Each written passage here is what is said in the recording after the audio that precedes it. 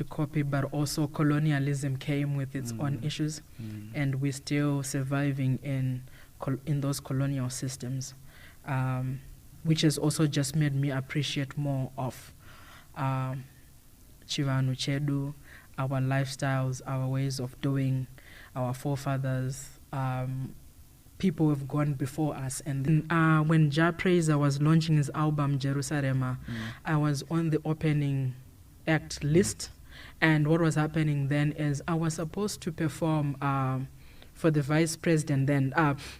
His Excellence now, Shumba Mrambu, was then vice president.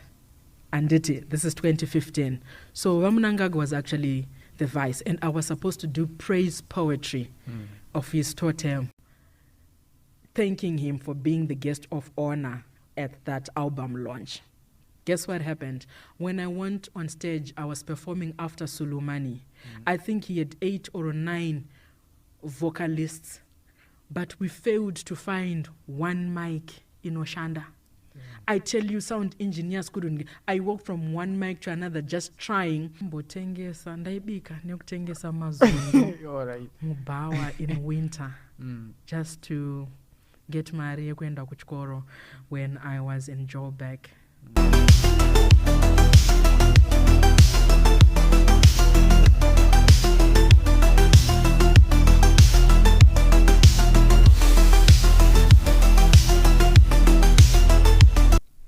Yellow Wisdom and Purpose family, thank you so much for wisdoming and purposing with us. And today I'm super excited because we have a different setup, and it's another edition of our podcast, Wisdom and Purpose, where we help you and more wisdom become happier, healthier, and more wiser as well, sometimes more yield. In case you don't know, my name is Shanis Mchena, but you can simply call me ImeTheFinest. And if you are new to this channel, please subscribe, like, comment, and share. Tell a friend to tell a friend. So, ladies and gentlemen, I'm super excited because today we have an artist, we have a farmer, a festival curator, and events manager, philanthropist as well. That is, of course, Linda Gabriel. Yes, Linda, thank you so much for coming, and I really appreciate your presence. Thank you for having me here. It's an honor. All right, we are in a Women's Month. As a woman, how do you want to be celebrated? I don't want to be celebrated in a day that's just set as World International Day. I want to be celebrated every day. So every day I'm a woman, I'm a mother, I'm a sister, I'm a lover, I'm your aunt. I want that to be an everyday life. So you find I might not even have anything to do tomorrow because it's the 8th and it's Women's International Women's Day. But I'm like, hey, we are women every day. Why do we only have to wait for one day? I find that very problematic. All right. So, usual, I always start with this question. What is your earliest childhood memory that you think has defined the person you are today? Because you have made a huge impact. I think being raised by my grandmother, that has played a vital role in everything that I've become. Is that rooting, is that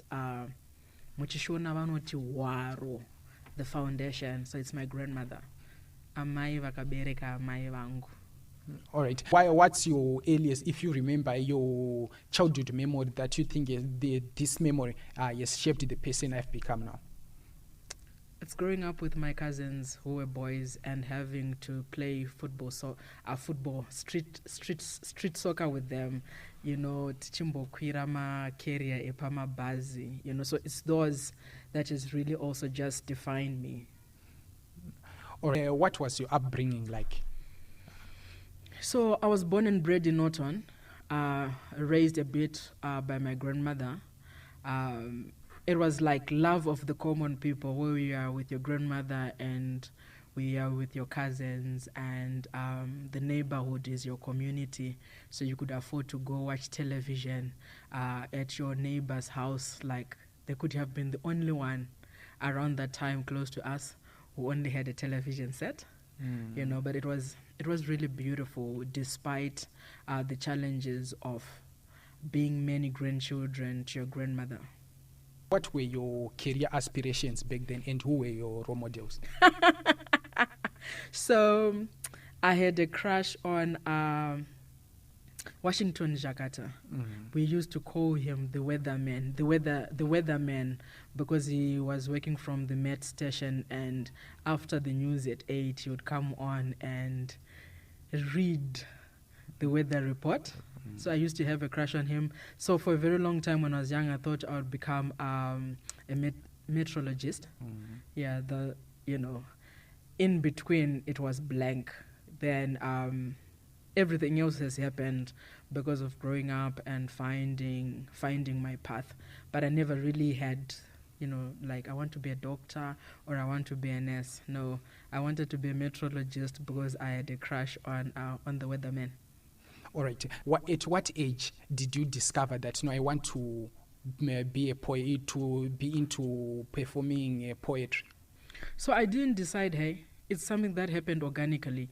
But if you look in my history of primary school in Norton, I went to Mbai Primary School, I went to St. Eric High School, and for my A-levels, I went to a private college that was called Foka College.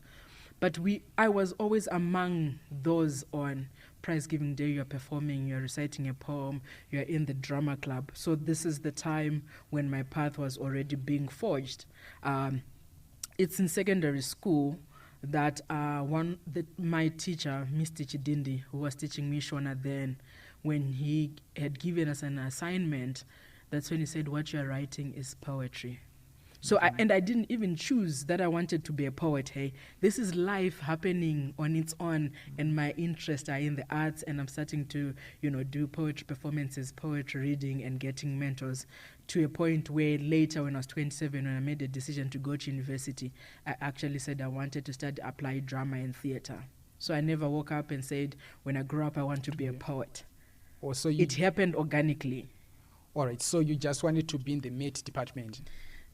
In high school, I didn't even know what I really wanted to be. Med department was primary. In high school, it was more like everyday living, one day at a time, enjoying high school. All right. What did you study at university? Applied drama and theater at Witwatersrand in South Africa. All right. Are you the one who chose it, or someone chose it for you? No. For me, it's different. I chose for myself, but at the same time, I'd already been performing. So it's not, my path is different, where from your A-level, you then go to university, and probably your parents are the ones who say, become a doctor, become a nurse, or become an engineer. But for me, after A-level, I went into working. So from working, then I moved to South Africa. When I moved to South Africa, what I first studied was photojournalism, documentary photography. So these are things that were starting to excite me. Then in 2012, I made a decision that I wanted to go to university, and I knew exactly what I was going to study. I wanted to become better at my work, better at my poetry. I wanted to become a better performer. So I then decided to, by that time I was a poet full-time, and was organizing events, and was working for different organizations. All right, I've noticed that a lot of people who go to university, they don't work in line with what they studied in university. Do you think our education system is performing very well, or there is something which must be changed? Well, I think we must also just focus on vocational and talent. Believe you me, imagine if I had the support of being a young writer, young then, where I've seen, for someone to be a pianist, they might start playing at 3 years old. So imagine, by the time you are grade 1, you are already competing with your grade 1s by the time you are Form 1. So I think we must focus on vocational as well and talent. I'll tell you, for instance, the work that I do now, I focus more on young women who would have failed O-levels, but they're very good, they are very hands-on, they actually learn from doing. So it's not everybody who's meant for academic, and it's not everyone who catch up with the pace that the teacher is using in the classroom. But then we have kids who are doing amazing things without having to go through university. I think we're supposed to look at also just what are our kids interested in. How many people do we know have made money from soccer, musicians, dramatists, So these are also things that we should be placing high value on, like stuff that I'm doing with my son, I want him to choose farming. If he decides to choose farming, I want him to choose farming at a very early age. Not that when somebody has failed, then they say you're going to become a farmer, which has been the case in the last few years, where if somebody fails, then they'll say, okay, now I think I can venture into farming. No, whether you've passed or not, choose farming first. So I think those are some of the improvements that we need to look into. All right, since you are a farmer, are you still performing? So I had taken a sabbatical because these are two highly demanding professions, to be a farmer full-time and to be a performer full-time. So what I did is I took a sabbatical of 4 years, and in that sabbatical I was also becoming a mother. So I needed to be home, I needed to be working the land and finding my tune. So this late last year I published my 2 books, collections of poetry in English and another one in Shona. So this is like the return. So 2025 I'm looking forward to performing more, being out there more. All right. How do you navigate the challenges of writing in 2 languages? It's not even a challenge. Each poem is given to me in a language that it's decided to be written in. So I don't wake up saying, now I want to write a poem in Shona. But I wake up writing a poem in Shona, or I wake up writing a poem in English. Do you dream it, or what's your creative process like? Poetry is given to me. It's a gift. So I don't even know how to explain. I think it's communicated through me. Then I write, I become the vessel. I'm just a vessel. The gift belongs to Kuna Musiki. When you used to perform, what would you do to calm the nerves before performing? So when I get onto stage, I look for familiar faces, I greet, I talk a little bit. If I'm selling, I also use the stage to advertise whatever I'll be making, because I make bags and I make beaded jewelry. So by the time I'm greeting you and maybe cracking a joke, I'm actually calming my nerves and just looking at familiar faces. Who's there? Who do I know? If I recognize someone, then I acknowledge them. I might even just start with gratitude, thanking people for coming, the venue, people would have made it possible. So for me, that's my trick really, is just to look at who's in the audience, what's going on. If there's somebody who's wearing a beautiful shirt, I might want to talk about it, admire their shoes, give a compliment. So when, now I'm letting my secrets out of the bag. It helps the aspiring performers out there so that they will know what to do. Yeah. You mentioned something about you want your son to be in farming. Do you think parents should choose career paths for their children? No, if you listen to me carefully, I said if only he chooses to be a farmer, despite me wanting him to be a farmer. I'm training him to explore as much as he can. He already have mbira or shongoma instruments. So I would love him to be a farmer. I've seen what farming does. Before everything else, our forefathers were farmers. Our forefathers used to have cattle, used to have cows, sheep, and goats, and we always have to return to the soil. There's and in farming is broad. There's value addition. You might not toil in working the soil, but you could be an agronomist. He can choose to do livestock farming. There's plenty of things to do. He can choose just to do production or food processing. That's also part of farming. I think parents are supposed to be supportive, just as much as I'm pushing him more into farming, but already I'm also exploring the artistic side, because he's also born from artists, so already there is ngoma, there is wosho, there is mbira, because he has rhythm. But at the end of the day, what if he turns out to be a soccer player? The best that I can do is be supportive, because it doesn't make sense for me to choose farming for my son when he's not interested in it. He might not be successful because the heart is not in there. So I think for us as parents, we are supposed to explore what they are about and find out supportive ways of ways to support whatever their endeavors are. When choosing career paths, what do you think should be the criteria? It always goes back to individuals. I don't think there's a criteria. We are not the same. You know, imagine I've got 3 sisters, but we don't operate the same. My other sister is an accountant, the other one is into HR management, and the other one is a water engineer, and I'm a poet farmer, right? So if we are then to put criteria, we are starting to limit ourselves. We're starting to put ourselves into boxes.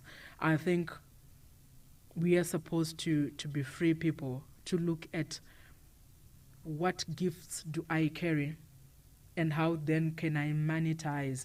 Like, look, I didn't choose poetry as a profession. Poetry chose me, and I followed the path, and I've had good times, good friendships. I've made an income.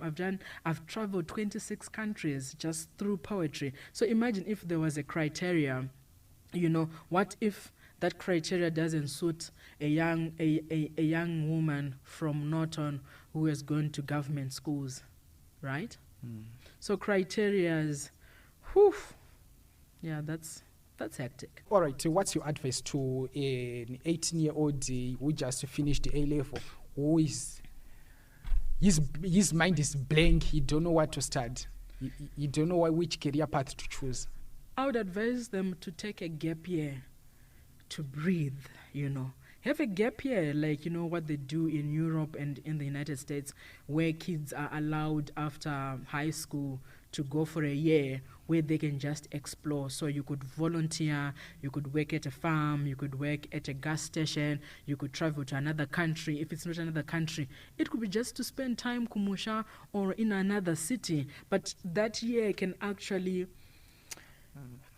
give you clarity on things that might excite you, things that you might want to follow. You know, so sometimes we don't have resources that enable us to be exposed. So by taking a gap year, you might actually feel like, oh, but I'm actually interested in photography.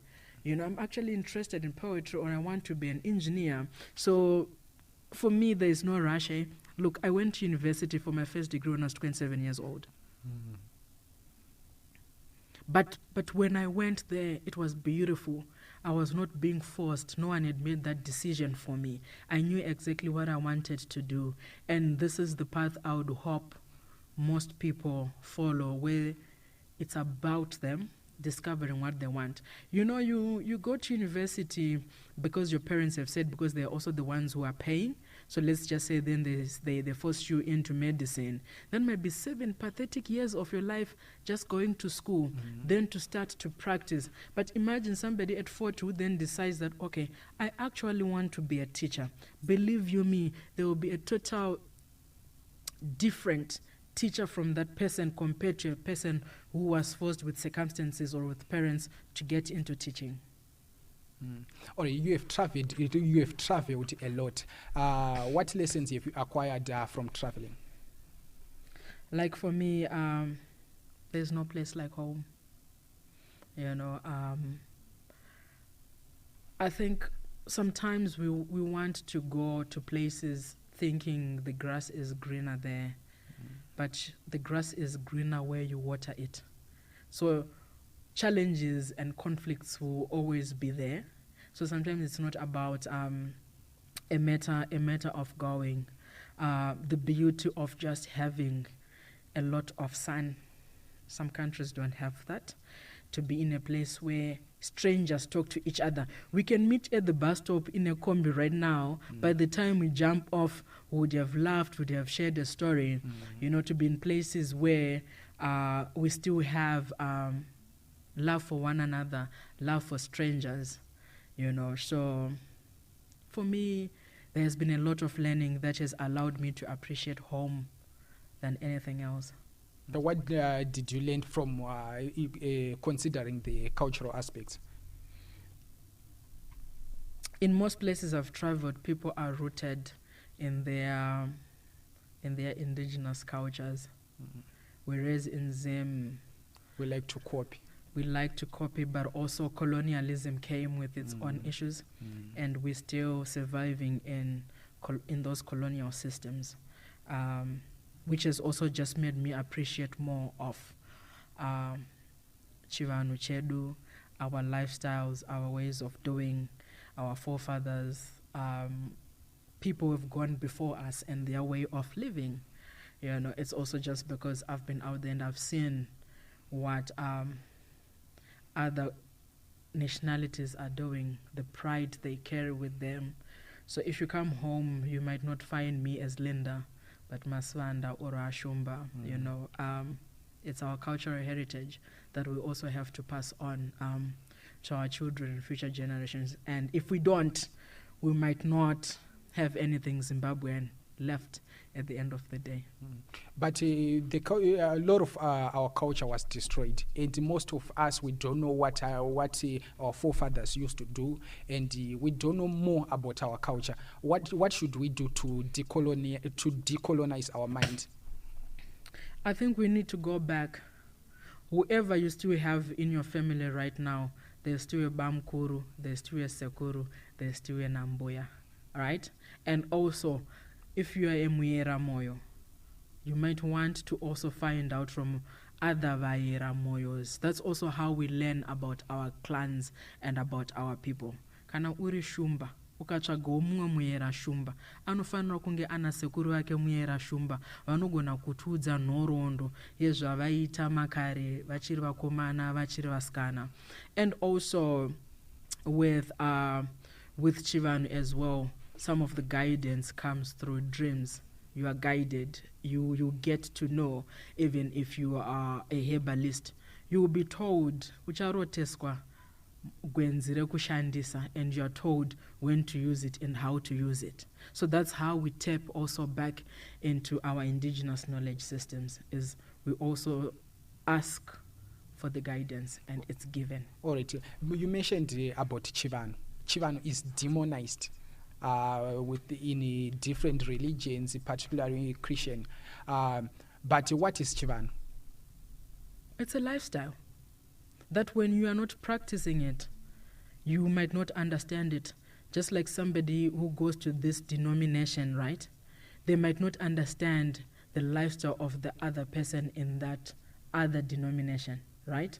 So I think it's a way that also, when it was demonized, it's because they wanted to weaken a people, divide and conquer. So what do?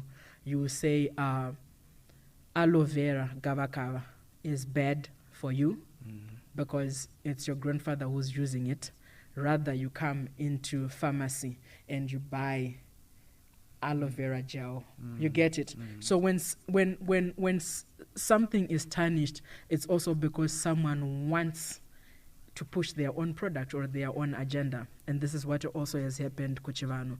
And also, iko Kuchivanu Kwachona, we also have others who are not practicing it. Jakachena, you know what I mean? Kune vakusanganisa in a way yekuti issues dzeurombwa dzinobuda kubatirana mishonga yakaipa kunenge kuchibuda. Just like also in Christianity, we also have fake prophets. Yeah, exactly. And they're also making mari, right? Zviriko kwese even kuchivanu kuti tine vamwe vachangokambira padenga kuti vakandiona ndakatsvika like this vakutonzi aiwa pauri pane manjuzu pane zvakati, but iri nzira yekutorera vana mari. So it's also that colonialism comes, but also we also have our own people who are also tarnishing the lifestyle of Kutevedzera Chivanu. Chivanu is a lifestyle. But how can we go back to our roots? Some of us have already started, hey? It's... How are you doing it?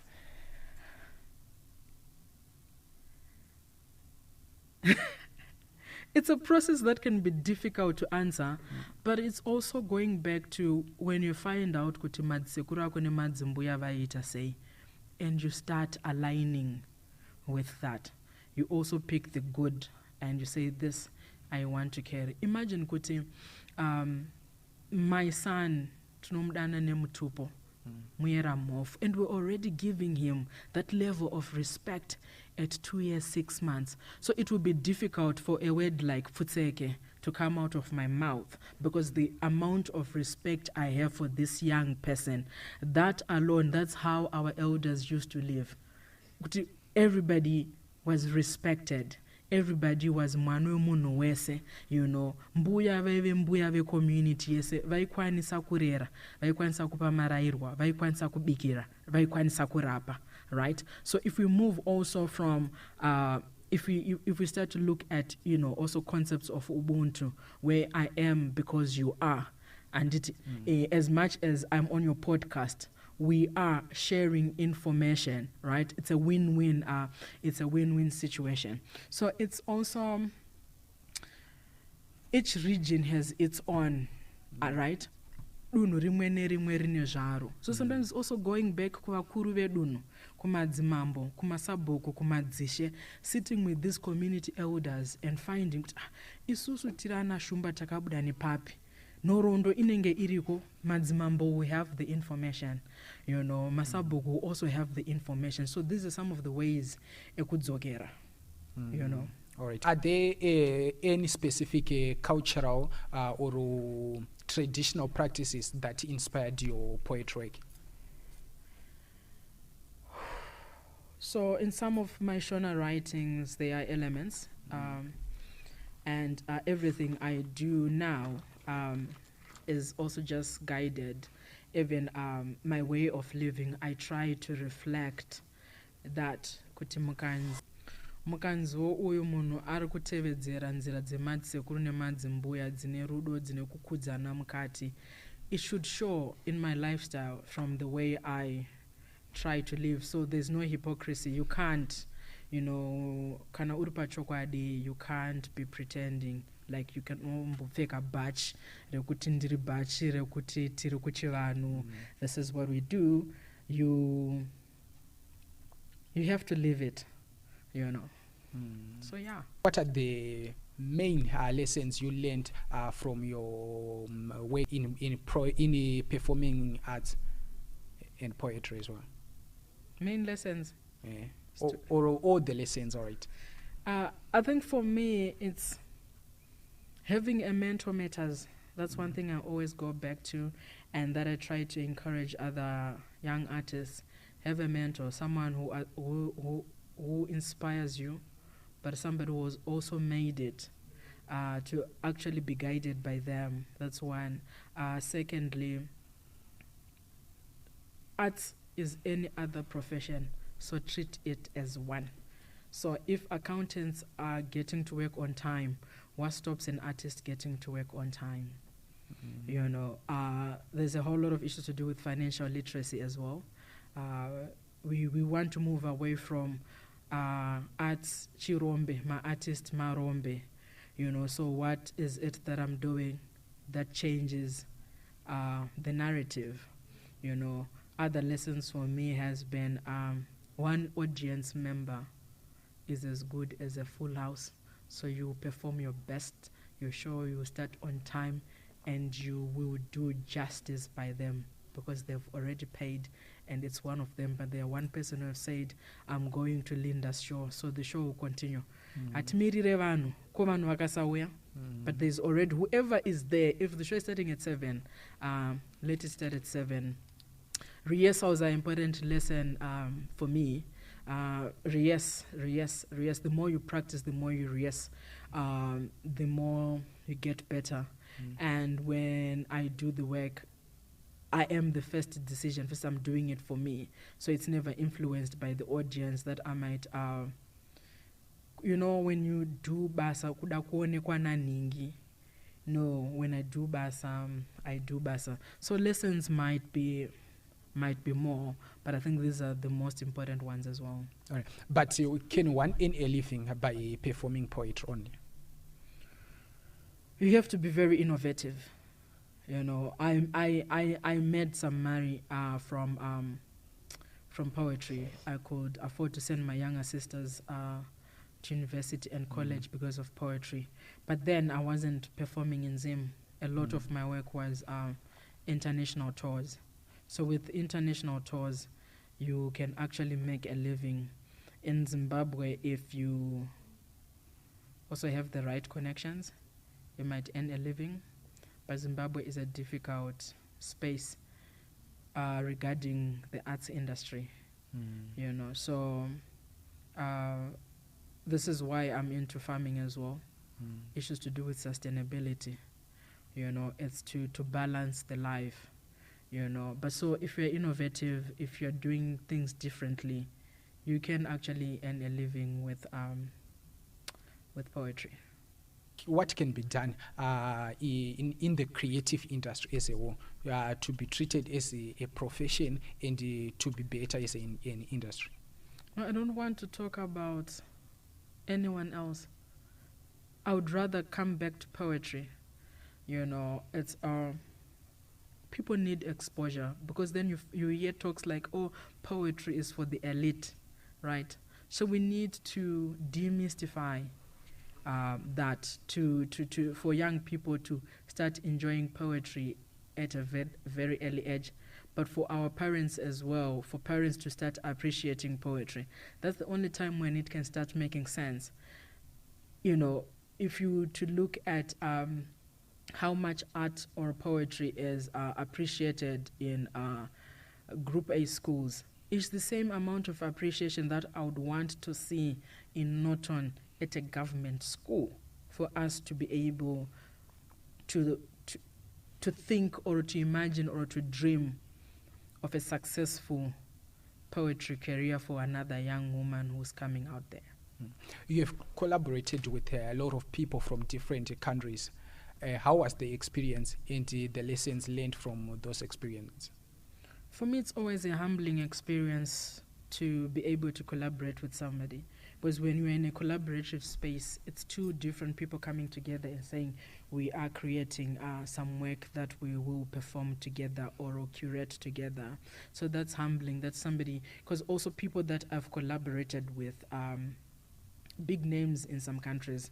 So me as Linda, to collaborate with women like Lebo Mashile,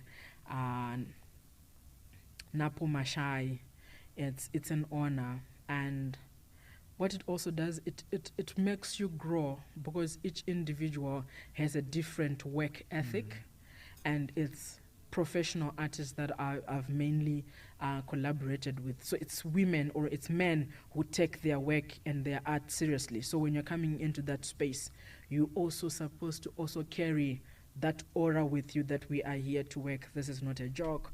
And collaborating with somebody also asks you to also have a level of respect for them, for their work, for their space, for everything that you do.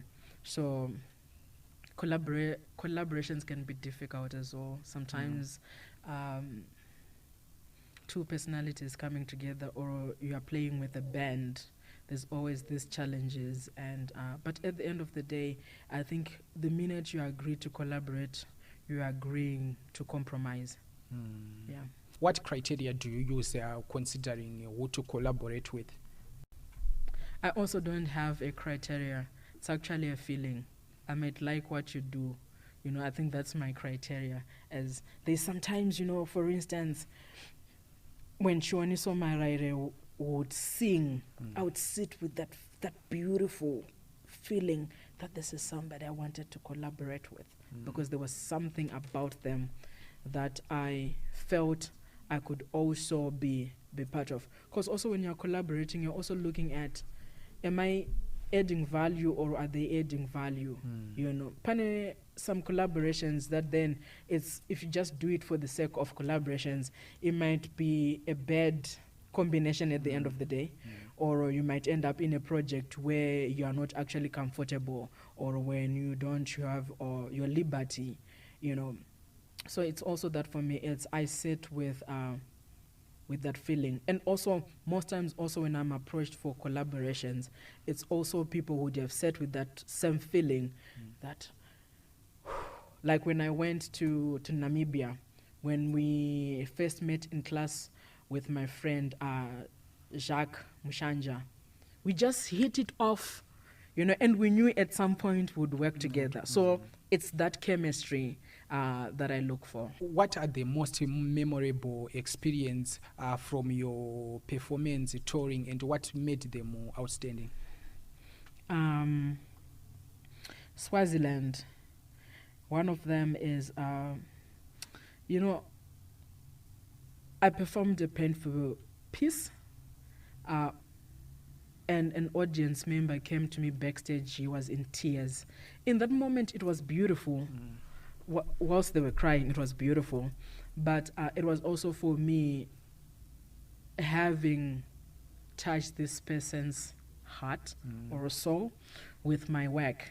That's where okay, I've done something here, So I actually started looking for these things.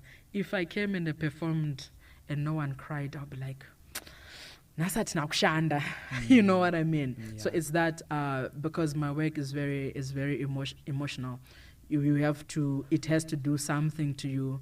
And so those have always been beautiful. In each space, there has been moments where people relate to the work. So you might think you're just speaking about a story about home in Zimbabwe, but the same story I found out I could perform it in German, and women would relate, audiences would relate, take it to Austria, take it to Norway, So there's all and other beautiful things. I have beautiful friendships going on all over. There are places I now call home, or I can easily visit, because through poetry I made friendships, and my friends can also visit. All right. Because of our time, let's say I move fast. So can you share some insights into the challenges you have faced in creative space? I think part of the challenge is you're a young woman. Most spaces where we did poetry at night were bars, events where, your parents wouldn't want you to be performing at a pub. That's alone is a challenge. And at the same time, just publishing my books, I had to go via Amazon, because publishing poetry is not that lucrative. And when you do it, you actually want to spend more money because you're self-publishing. But also, we don't have many media houses that are actually publishing poetry. When they do, they might actually run a loss, because also people are not buying poetry books. So those are some of the challenges. How did you overcome those challenges? Amazon. I self-published, But kodzedze kutonso people vanenge vachikura muzoenda kunoperforma kumabawa and those kind of things. Oh, well, I lied to my mom on a number of times. So we don't want it to get to that. But that's what worked for me. I had to, sugarcoat some stuff, pass through a performance, go kumba kwa tete ndonorara, tete woti mwana zveshwanga ari kuno, but ini ndatombopfuura nekubasa. All right. Can you talk to us about your journey from the creative arts to permaculture and sustainable livelihoods? So, you know how it is that there's a certain point where I could perform, fill up an audience, a venue, and still not be happy. That's the stage I'd gotten to, where I'd perform and I'd feel a void. I wanted more. And every time, a lot of my work highlights the plights of women, the difficulties, the challenges, right? But I could get up to 90, still doing the same, And I wanted something different. I wanted something tangible. I wanted to be part of the change that I want to see. I wanted to be creating solutions for some of the problems that my poetry was speaking about. That's when I got into farming. But part of it is, sometimes women stay in abusive relationships because they cannot feed their children on their own. Sometimes women are forced to become sex workers because they simply want to earn a living for their children, right? So imagine if in the equation we bring in that women are well fed, they're able to feed their children, and the way that they are farming is sustainable, they might actually leave an abusive partner to say, actually, Ndinorima, I have my own food. So that's how I got into farming, by simply wanting to be an agent of change and pushing sustainable living. All right. Okay. Go on. And in that, I also questioned, our women have always been farming for decades, but what is it that we were doing wrong, that we still are dying in poverty? Part of it is because the farming methods aren't sustainable. That's when I moved into organic farming. My next question was, what was the turning point that you made you realize, no, I have to transition from the creative industry to farming? It was that wanting to be an agent of change, when I knew I wanted more than just big audiences and standing ovations. Or you can talk to us about more about Mapfiwa project.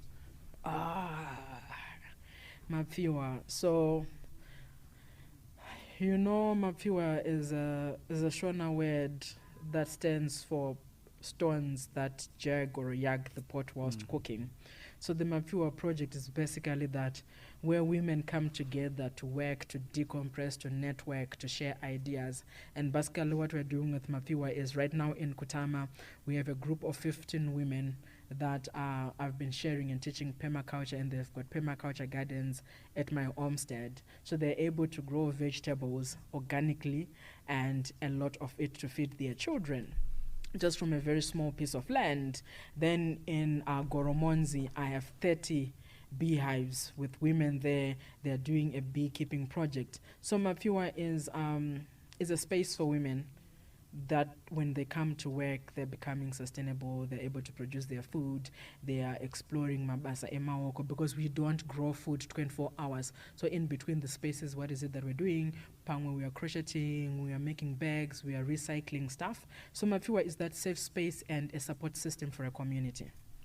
And I'm hoping, like each district can have a Mapfiwa women, and these women can then later support each other. So for instance, think of Mapfiwa Kutama, the women can go to Goromonzi and share information on permaculture gardens with women in Goromonzi. Then women in Goromonzi can come all the way to Kutama to teach us beekeeping and value addition within the project of keeping bees. Then we can go to Mondoro, network with women there, see what they're doing. So yeah, it's just women coming together to work and create. Are you engaging men and boys in those projects? So, like with the Mapfiwa project in Kutama, if the mother is not able to come to the garden to tend, the husband or the family, they come to water the gardens, they come to do garden maintenance. Also, I run youth projects where I teach youth on community food gardens. We've done some work in Gweru, we've done some work in Blawayo, and we've done some work in Norton. Well, I thought it's for women only. I was like, why women only? We are not island. We survive as a community, So it becomes a huge task if we just focus on women. For me, women is the departure point. But it would have been difficult to congregate men and saying we are starting the food gardens with the men from the community, right? But through their women, now the men come to the project, they water the gardens, I see them, plucking some vegetables, some tomatoes and peppers, right? So, but also, it's also to do with resources. A lot of the work that I do, I've been self-funding. Right. So sometimes you do what you can with what you have, but I'm working on setting a campsite space where youth men can come also and just learn these things in a space where we can actually accommodate more people. So yeah, it's also to do with what is it that I can do with what I have. Well, what key challenges have you faced in implementing the Mapfiwa project? Well, like I said, it's self-funded. I know part of the work that we're doing now, we managed to get some money from UNESCO grants. But to do a lot of the work, it's been what I have to do consultancy work at someone's farm. When they pay me to design for an integrated system for them, then I can think, okay, we are able to do this for Mapfiwa, or we're able to just host a workshop. But how do you see Mapfiwa project evolving, maybe in the next 5 years or 10 years or so? Well, I want whatever we start with Mafiwa to be then commercial, so that we create employment for these women. It's not enough to just grow vegetables to eat as a family, but we also need the women to be making an extra income. So in the next 5 years, if we have access to land, we should be putting vegetables on export markets, the women going to work, feeding their children, and not failing to meet the expenses of sending their children to school. All right, you have done a lot, considering in the creative space, if farming, you are doing a lot, you are doing amazing. How do you deal with the entitled friends or family? So entitled friends always had to pay at my events. You know, if you feel entitled to my show, you would be the first one to pay. As for family, I don't think I have within my immediate and those who feel entitled. I'm quite privileged that I come from such a setup. I had to help my parents put my younger sisters to school, but it was a way of empowering them. I might actually be the one entitled now to actually, you know. All right, you have involved in many in women's empowerment programs. What's your take on gender equality? You know, for me, being a traditionalist, I sort of enjoy the way our grandmothers used to be. Those privileges. Vaitonga vakadza, you know, kuti pamusha zvinhu zvifambi, mbuya ndo vaitofanira kuti sekuru pakudiwa chakati, you know. Mbuya at the same time ndo vaitodza sekuru zvimwe zvinhu zvekunonotaura kana vaenda kundari kana kudari. Handinokupaona. So whilst women vasingasvike kudari, right? But vaitoziva kuti their stories or their voices ataurwa nana sekuru, because mutoudzwa kunzi shumba kana masvika ikoko kamuzoti zvakati. So sekuru kwanovotaura padarika, it's as if he's just airing out his concerns, but in that process he's also representing zvido zvanambuya kupi kudzimba. You know, inini personally, they are it also goes to do with gender roles. I think if we strive to be best at what we do, there's always room for you. You know, not the fact Yakuti we use that because I'm a woman, so I should get more first preference. But sometimes it's unenge usina, let's say, zvikwaniriso zvakakwana for that, but because you're a woman, you still want to have that position, and having that position also that qualified to meet that. How does that translate in kufambisa basa kumberi? You know what I mean? Equal opportunities for everyone. Some of these opportunities, we have to create them for ourselves, right? And there were always issues. But there are also work that I don't want to do, that I'm happy with the men doing, you know, when it comes to gender roles. No. I'm just like, leave me. You know, that kind of stuff. But also there are other things that as a nation or as a country, or feminism, right? Concepts of feminism. I don't think some of us interpret them well. To some, it's just a money-making scheme. So they push for an agenda.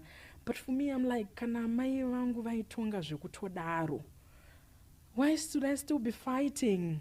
You know what I mean? Some of the fighting doesn't have to be, because a lot of it has also become toxic, where it also becomes men bashing or men hating.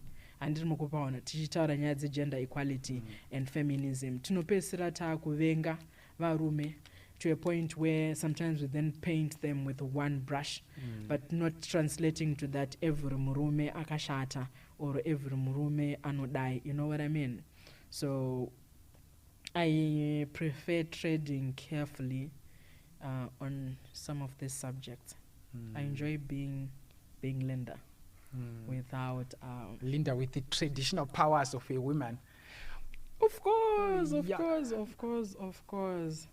You know.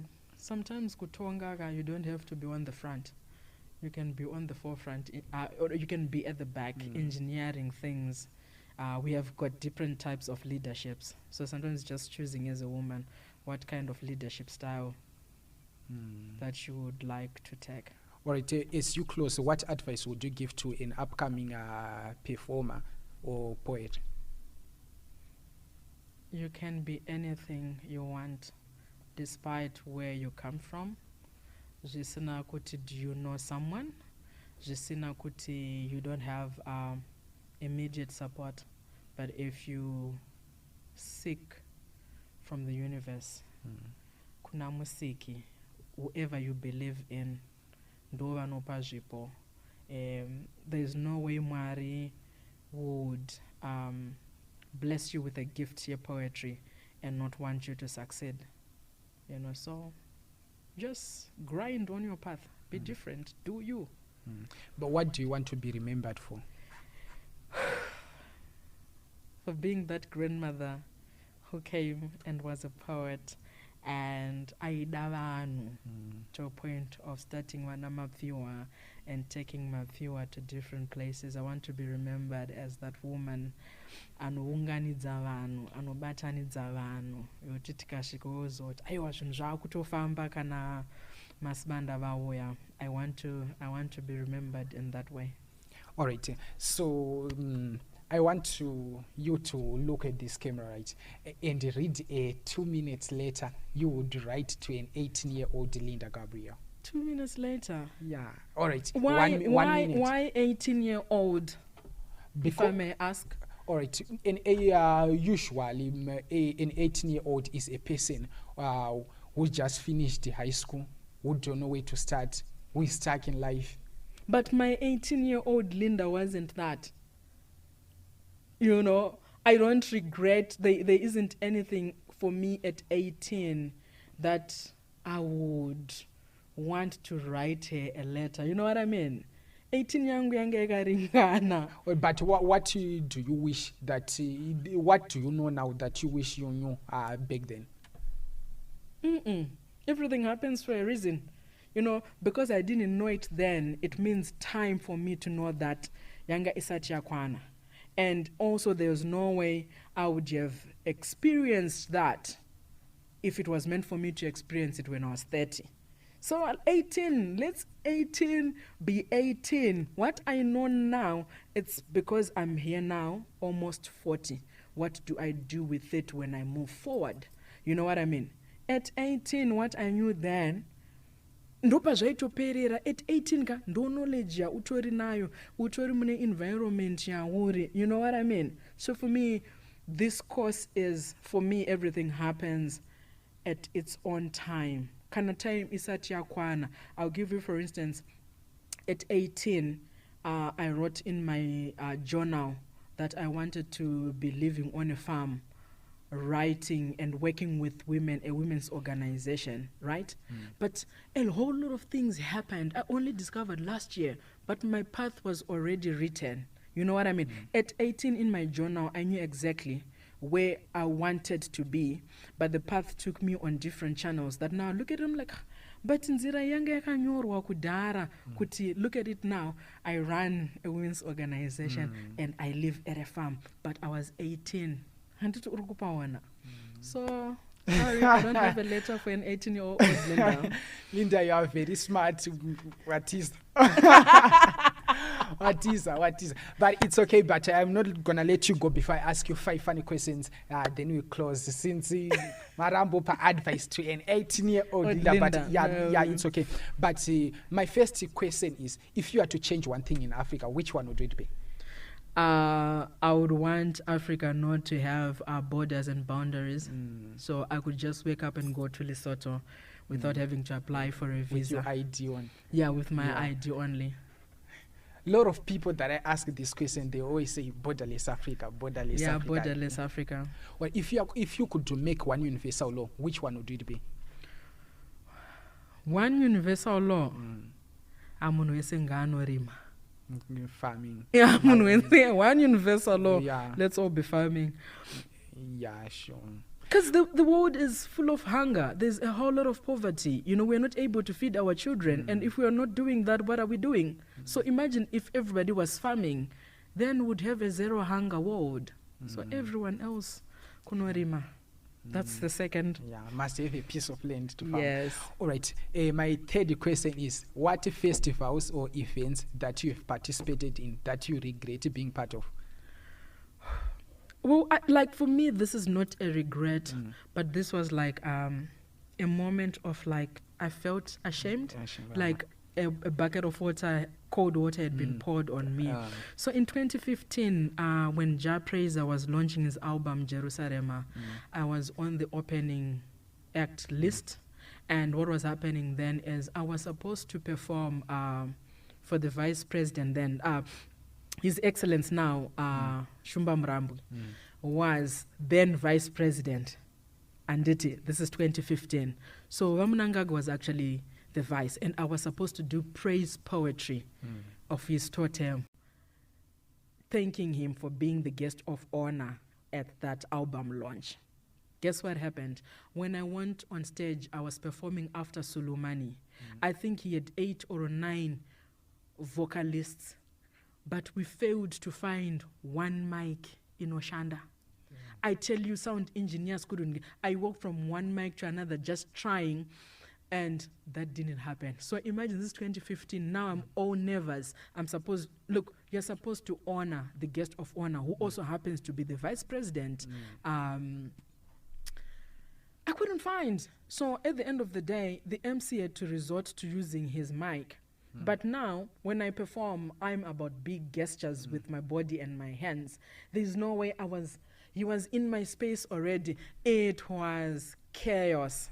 I don't even know what happened. By the time I walked off stage, I went home. I felt like, you had been building up to this moment. You are performing, 1, Jah Prayzah is a big name, 2, the vice president, right? And you've been given the honor to do praise poetry for the vice president. And mics are not working. Oof. I tell you. All right, I just assumed it was sabotage. Just my assumption. Well, I don't know what happened, honestly. If it was sabotage, well, what do they gain from me not performing, honoring a guest of honor? That's like embarrassment to a whole total event. But anyway, I walked home and I could not sleep. I was so embarrassed. I'd never done, because when I'm on stage, that's my home. When I'm on stage, I make sure I deliver. But in that moment, imagine, HICC. Yeah, so. All right. If you can't sleep at night, what do you do? I play music. That's what I do. What is the most rebellious thing you ever done as a teenager? Becoming a poet. My mom didn't want me to do poetry. My family didn't support my poetry endeavors. For me, there's nothing ever I would do that's rebellious, that surpasses that. I carved my own life at that, so yeah. What is the weirdest thing you ever did to make money? It's not weird. Weird, but singazika nevanhu. Ndakambotengesa, ndaibika nekutengesa mazungu mubawa in winter, just to get mari yekuenda kuchikoro when I was in Joburg. That's that's the lowest I've done. Yeah. Well, what is the most 5 questions. I decided to expand them to make them 8, then you are done. Okay. Mariga. Yeah, because Mandiriga will part that later, so I have to read a bit. Yeah, it's okay. All right, what is the most embarrassing thing you ever done in front of a crush? Front of a crush? Ndakafoira geography. It wasn't like front, but I flunked my form to mid-year exam because temporal teacher vedu then vanga vakanaka, yeah, ndakafoira geography dzegorero. So I guess that's embarrassing, right? Yeah, but he didn't know, because after 3 months, then they assigned elsewhere. All right, as we close, I'm done with those questions. But as we close, if you could do something, maybe poetry or something to show us your books and.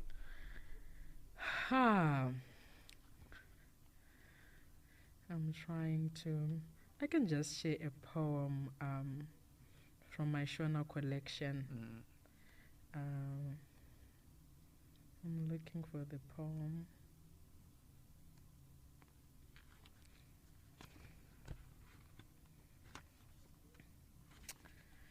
Usazoyeuka bako waniwa wangu muning'ina, usazoyeuka bako waniwa. Chipfuva chako chabubudza, runako rwako royevedza seruva ratumbuka. Nyemwero yako inozadza mukombe, chimiro chako chidadiso. Zvazvakadaro majaya vachauya pamwe nevarume vevaridzi. Vachakunyengera, mashoko achazipa seuchi. Vachakuratidza gwama rizere madhora, vamwe mota dzemhando yapamusoro. Vamwe vachakutengera nhumbi, vamwe ndo vachakuvimbisa mutambarakede.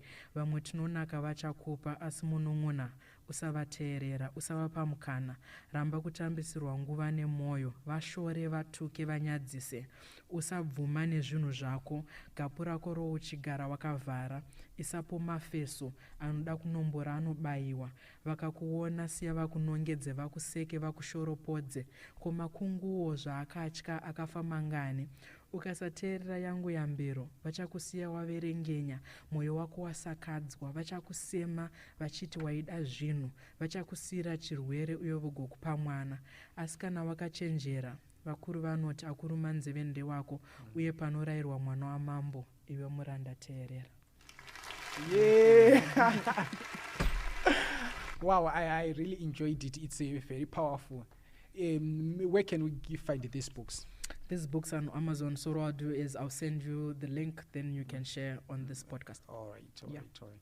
What about the hard copies? We need hard copies, please. So when I've made enough sales on Amazon, then I can print without a hassle. Or if I get a donation or a sponsor who wants to print these books, then I'll gladly do that. But printing these books, it's expensive, my guy, if you are doing it from your own pockets. But we'll make a plan. All right. Is there anything that I left out that you want to share with our audience, or that is at your heart that you want to put out there? Not really. I think for today we've touched on a lot. Yeah, I think maybe you must come back next time. Then we explore topics like traditionalism or colonialism and the whole aspect of those things, because we left out a lot of things because of our time. But I really appreciate your presence here. Thank you so much for having me here. I appreciate. Yeah, you are very smart. Titende, thank you for allowing my voice to be heard. It must be heard. Definitely. All right. Thank you so much for tuning in. I really appreciate it. So if you are new to this channel, please subscribe. Hit that subscribe button and tell a friend to tell a friend. But for now, see you on the